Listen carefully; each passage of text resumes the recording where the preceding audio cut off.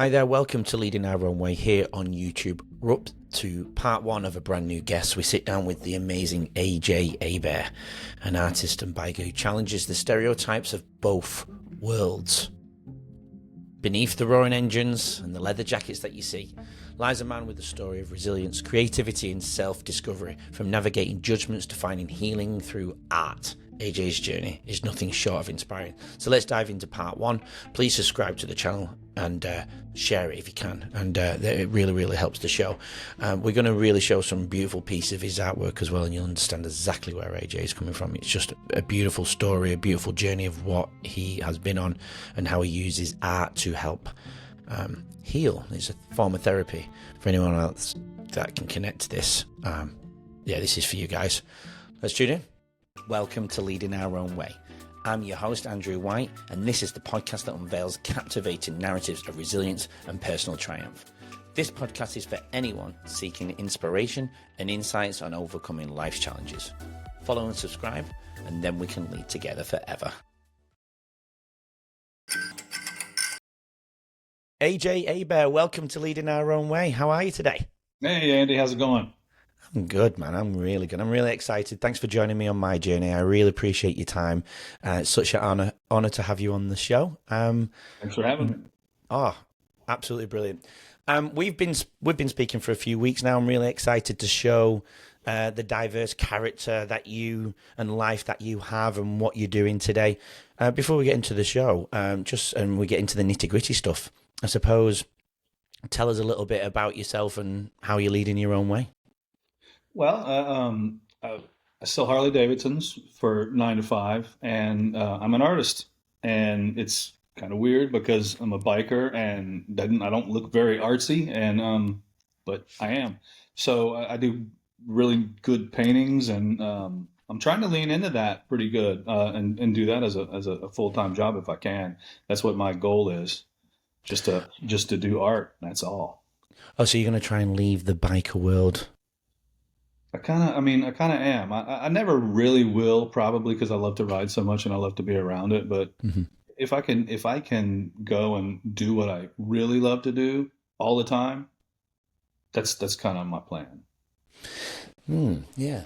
So because of that, those two character traits that were brought, because I remember in the pre-chat you've explained that you don't feel very a very artsy person.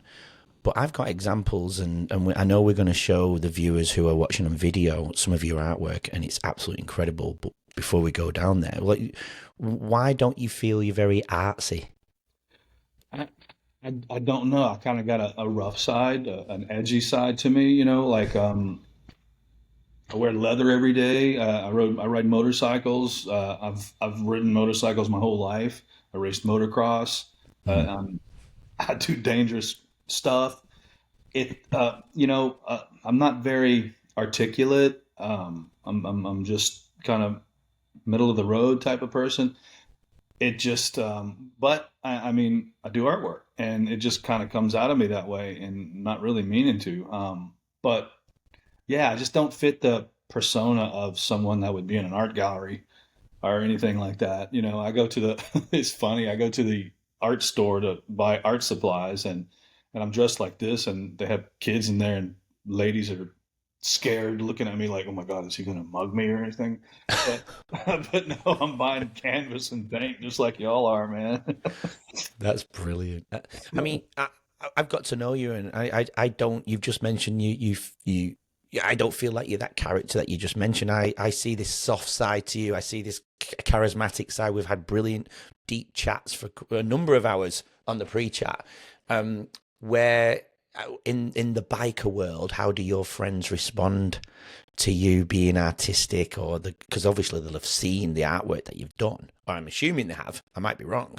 Oh But yeah, yeah, they can't believe it. They're like, "Man, you ride and everything, and then and you do this kind of stuff." It's like, what's up with that? And I'm like, well, just God zapped me with it, and it just comes natural, and that's what I do. That's what I do to to meditate. That's what I do to keep sane. Like, Mm. on a bad day, I go do artwork. It's kind of like meditative. You know, Yeah. and just like riding bikes. a lot of the bikers go ride bikes to meditate. I'll ride too, but then I'll go home and I'll create something great, Yeah. and that's how I get down. That's how I relax.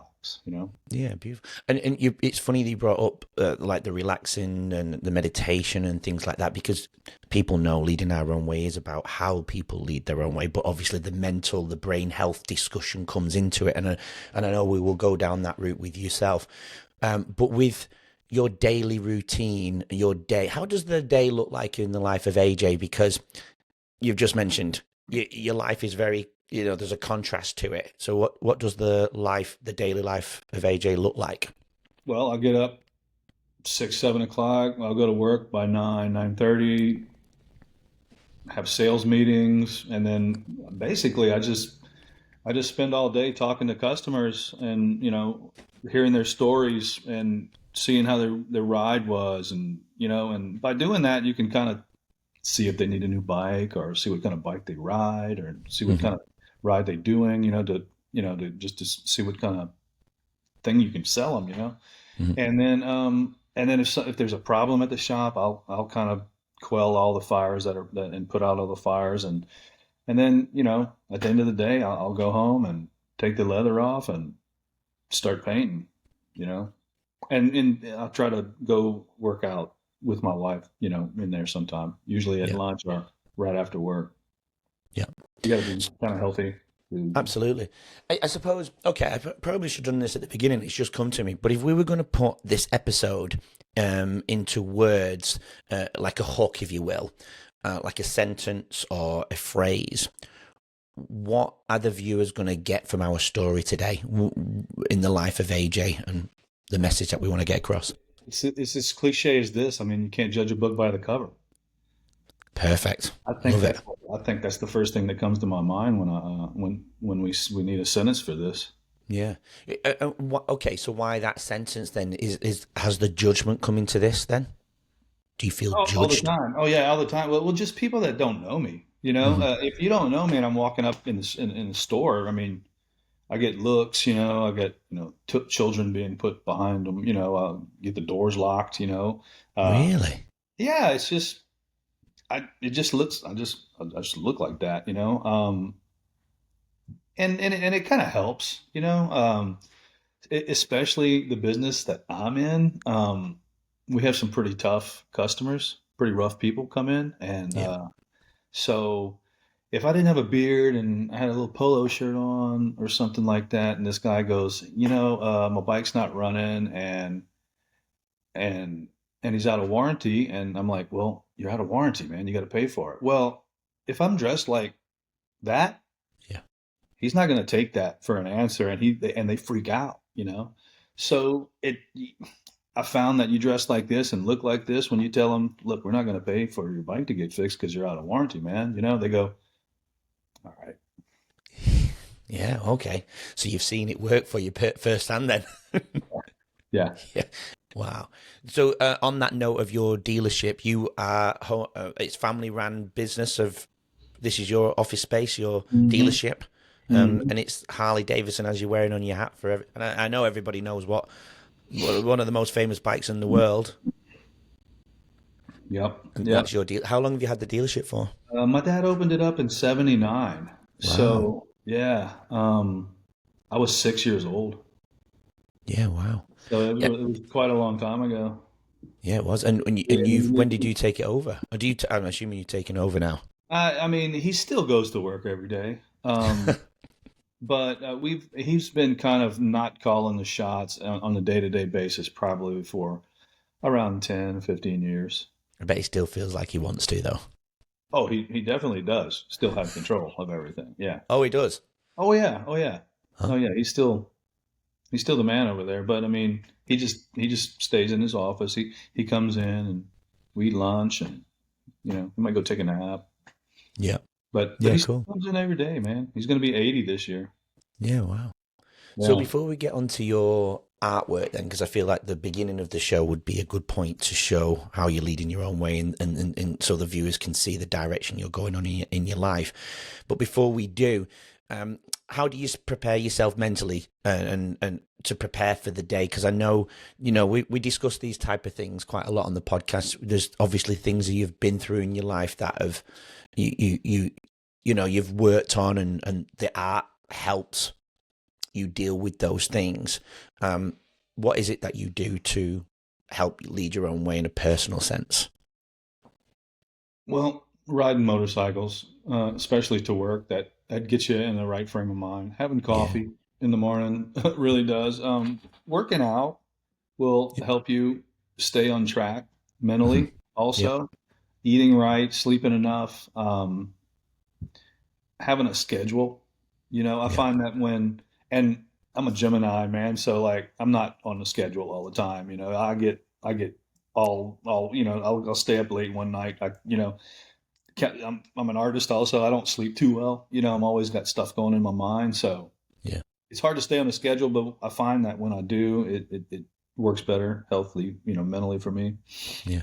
Have- Um, Are you one of those artists that has a little bit of a notepad on the side of the bed? If a thought comes in your head, you write it down so you don't oh yeah, forget. good. I got journals all over the place. Have you really? Hmm. Cool. Okay, so let's get into some of your artwork. For those who are watching on Spotify and YouTube, we're going to show. Before we do, I'm going to just show a picture of AJ on his bike. That's me. That's you, supposedly looking scary, but I personally just don't see it because I know you, AJ. I just don't see it. But there you go. Let's get into some of your artwork. You've just shown me one before we got onto the call that I don't have. Can you show us that? Because I'm super. I think the viewers will really like that one. Let's get into that one on your Yes, phone. This is beautiful, guys. it's really good. Yeah. I know there's a bit of reflection on that, but look at that. Look at the detail of the wine coming through. Incredible. Wow. I Thank you. can't put that onto the screen because I don't have that one, guys. But maybe AJ, you could send that one to me so I can put it onto the screen Yeah, afterwards. yeah. We can do it after the recording. That's not a problem. But I am going to hold this up, and for those who are watching, this will pop up, so you can see it clearly. But I'll hold it up so AJ can see it. Talk to us a little bit about that one.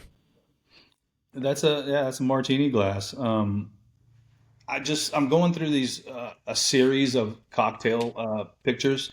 Yep. I'm gonna do a few more to put in a gallery. Probably I don't want to say where, but in New York somewhere. And I don't want to jinx Nice. it. But Yeah, of course. Oh, you got to manifest it though at the same yeah, time, yeah, AJ. yeah. If you Okay. say it, it will happen. Yeah. Well, those are going to be in New York pretty soon, probably around May. Those and Beautiful. about maybe three or four others. I got some more to do. But This is particularly one of my favourites because I have occasionally dabbled in some whiskey, but I I would love to put this up in the office here because I like to display my guests' artwork. I probably will need a bigger studio one day. Where's the inspiration behind this one? Very unique. that's a bunch of corks Hmm. that's falling out. It's supposed to be sideways. Oh, sorry. Oh, yeah, sorry. I knew that. I did know that. Yeah. So it's a bunch of corks falling out of a wine glass, and it's kind of like capturing, every time you open up, drink a glass of wine, you have a memory, and then you keep the cork, and a lot of times I write down the memories on the cork, and I'll save them, and it's just a bunch of memories kept, and putting them out on the table is just remembering the good times. That's a great idea. I like that. Yeah. That's No, I what that's really like that. about. Um, this this one, this is a drawing, right? Yeah, that's a drawing. That's I was going to pencil. say. That's pencil on paper, and I like still lifes. I don't like to draw the whole bike because it kind of waters it down. I like to study parts of the bike, Oh, and that is a 1938 Knucklehead Harley Davidson. That's a very old bike. Yeah, that's pre World War II right there.